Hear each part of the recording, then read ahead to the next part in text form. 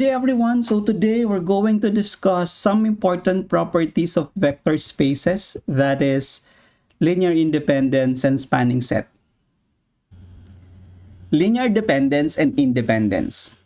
We are now thinking of another way of defining your set of vectors, so we can now consider the independence of this set of vectors. Definition.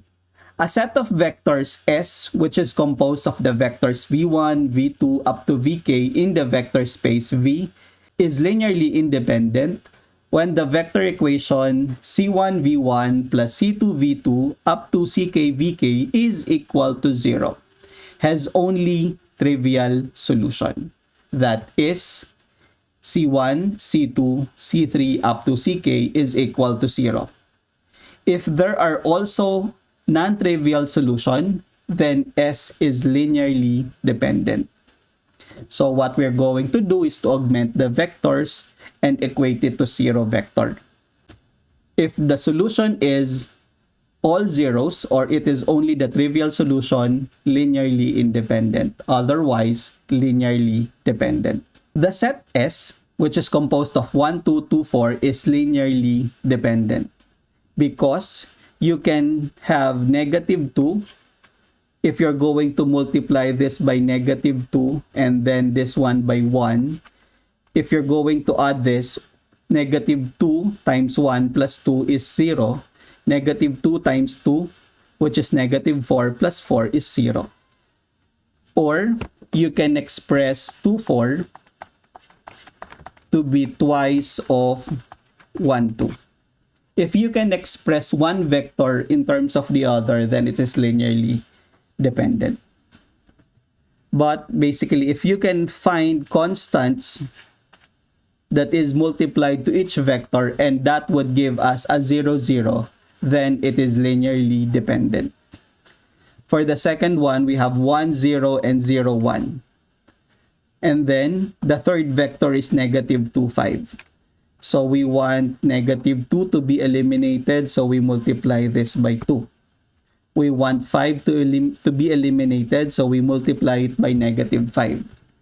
So 2 times 1, 0, minus 5 times 0, 1, plus negative 2, 5 would be 0, 0. For the third one, let us consider the set of vectors 0, 0, and 1, 2. 0, 0, and 1, 2 are linearly independent vectors because if you're going to add these two vectors, the result is still 0, 0. So you can find the coefficient 1, 0 such that the result is 0, 0 or the 0 vector. Testing for linear independence and linear dependence. The set S, which is composed of vector v1, v2 up to vk, be a set of vectors in a vector space V. To determine whether S is linearly independent or linearly dependent, we use the steps below. First, from the vector equation c1 v1 plus c2 v2 up to ck vk equal to 0. So you multiply each vector by a constant and then equate it to 0. If the solution is a unique solution, meaning it is only the trivial solution.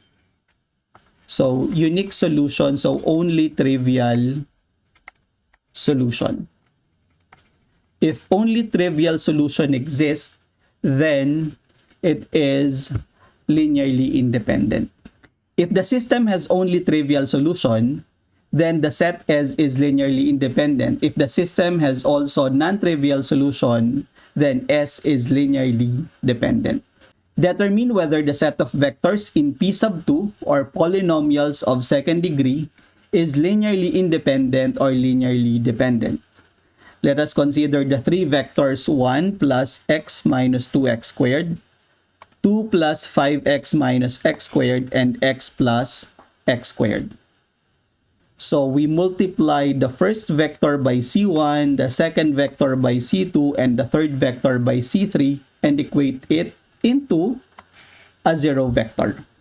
So c1 plus c1x minus 2c1x squared.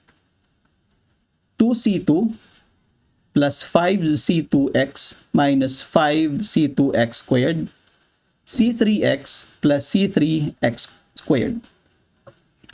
We collect all the constants, 1 plus 2. So this is 1c1 plus 2c2 equal to 0. Let us collect the linear terms. X c1, so that is c1 plus 5c2 plus c3. So c1 plus 5c2 plus c3. Negative 2c1, negative c2 plus c3.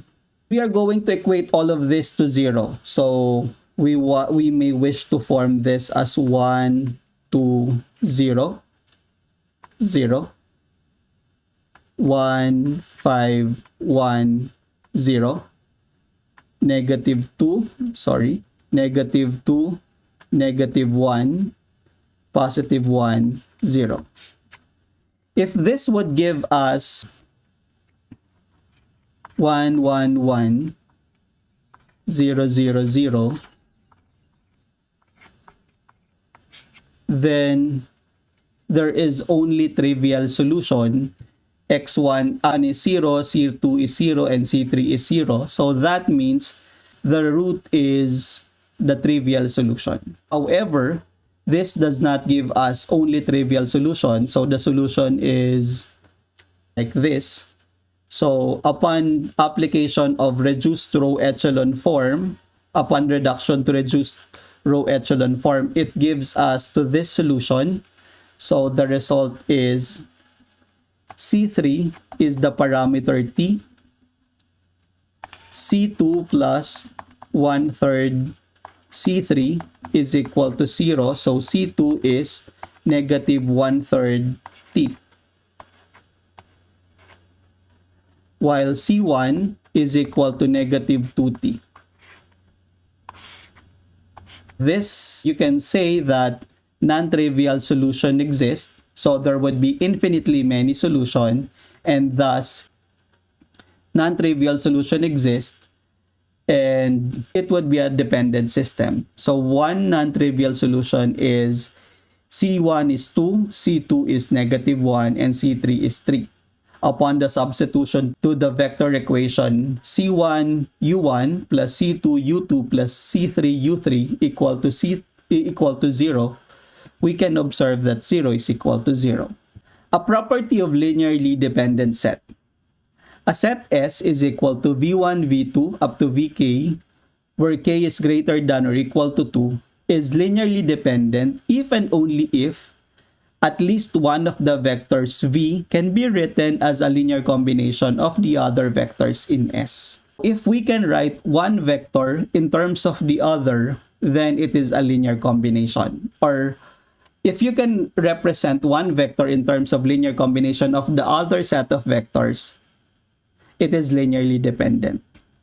So show that one of the vectors in this set can be written as a linear combination of the other set of vectors.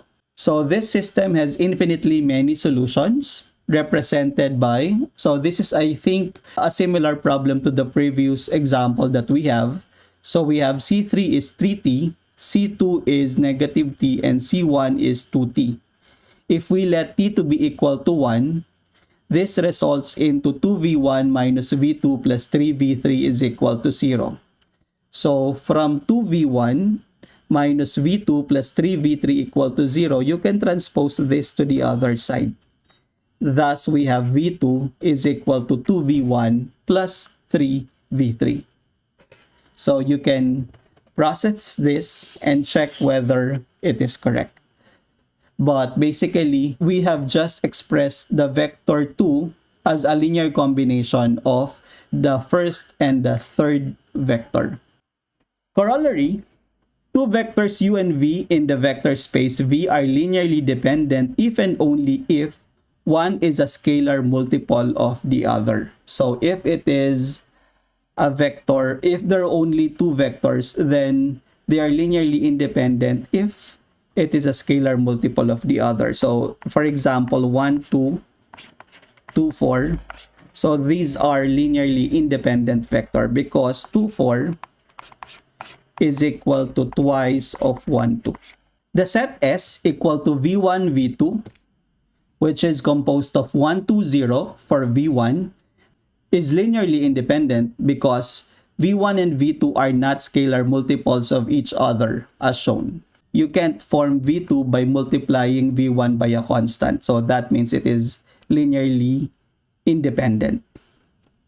The set S equal to V1, V2, where V1 is 4, negative 4, negative 2, and V2 is equal to negative 2, 2, 1, is linearly dependent because V1 is negative twice of V2 as shown in the figure. So it is twice in magnitude but opposite in direction. That's all for this week. See you next week for basis and dimension.